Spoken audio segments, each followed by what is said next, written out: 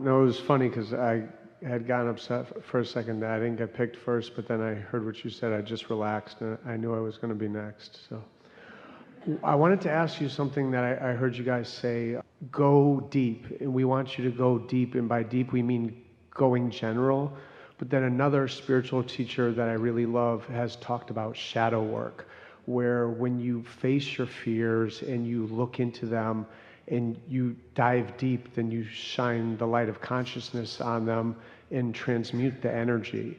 So I was wondering what Abraham had to say about those two things, like going general versus purposely, trying to love yourself by facing your fears and acknowledging them.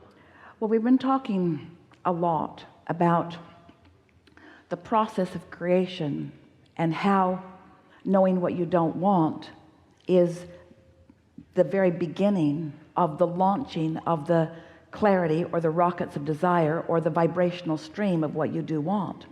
So it's important to acknowledge that you were born into this leading edge time-space reality with the intention of exploring the variety, that the contrast is something that you understand as a good thing, that all expansion is born from it, that without the ability to know what is not wanted, you couldn't know what is wanted.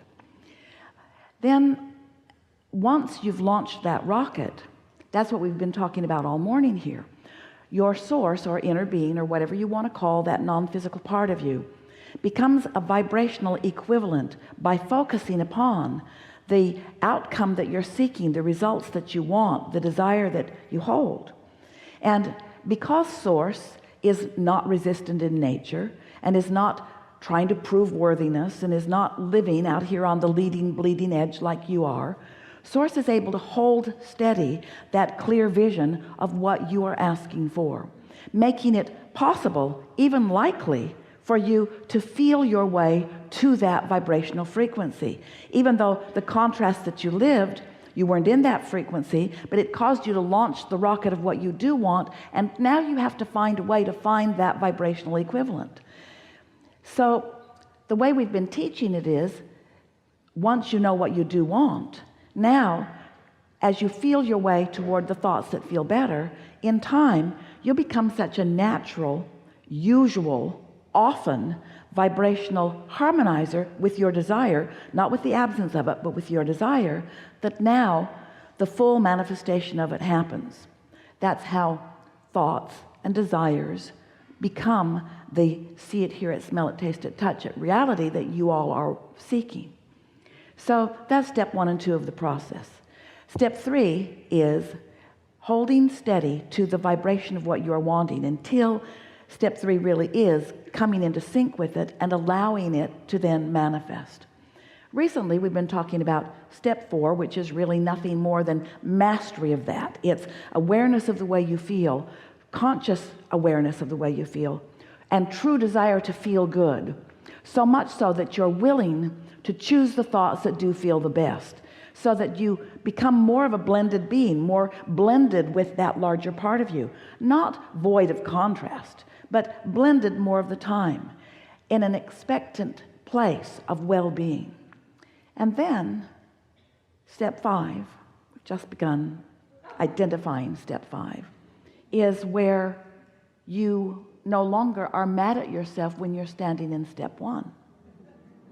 Step 5 is where you acknowledge the benefit of contrast. And so that's what we think that you're talking about a bit there. But these are the very powerful things that we want to say in response to this important question that you put forth here. Whatever you give your attention to, you are practicing the vibrational frequency of. And if you are practicing the vibrational frequency of, you're not going to leave it behind, you're going to cause it to be more. And momentum about whatever it is you are giving your attention to is going to become more. Now sometimes people believe, and we are not denying that this can be the case, when you face your greatest fears, there's a lot of stuff down in there that's going to cause a lot of rockets of desire to shoot out of it. In other words, that's like deliberately standing in step 1 almost for the purpose of launching the rockets of desires. But people usually don't survive an intense scrutiny of what is not wanted. That's why every disease after it is diagnosed becomes more, at least for a while, because your attention to the subjects holds you in a frequency that does not allow you to experience the difference from the reality that you are focused upon. So we certainly would not deny that contrast will launch rockets. We know that. We teach that. It's a fact of universal life. And we certainly will never deny that once the rocket is launched, that there is not expansion, because there is. That rocket launching is expansion. You have become a more expanded being when that happens. But you've got to find a way to consistently line up with it. And so all we would say in response to that is, if you feel like you need to go really deep and really dark into the shadows in order to ferret out the stuff that's wrong in order to discover what's right, then go for it. But almost everyone we've ever known got lost in the shadows along the way, because the vibrational frequency of that pattern of thought just holds them there.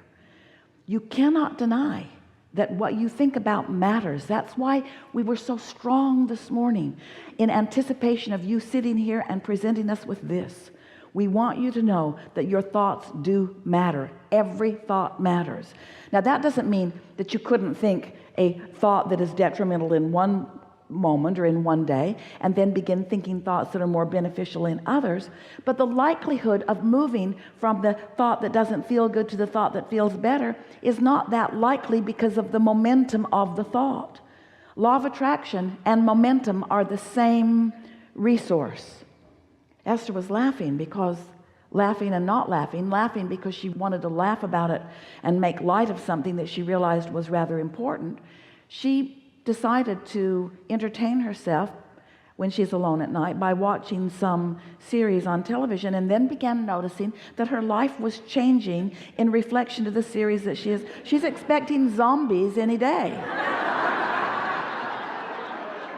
In other words, you just cannot give attention to something without it becoming part of your vibration. And if you do it over enough period of time, it becomes something that registers in your point of attraction.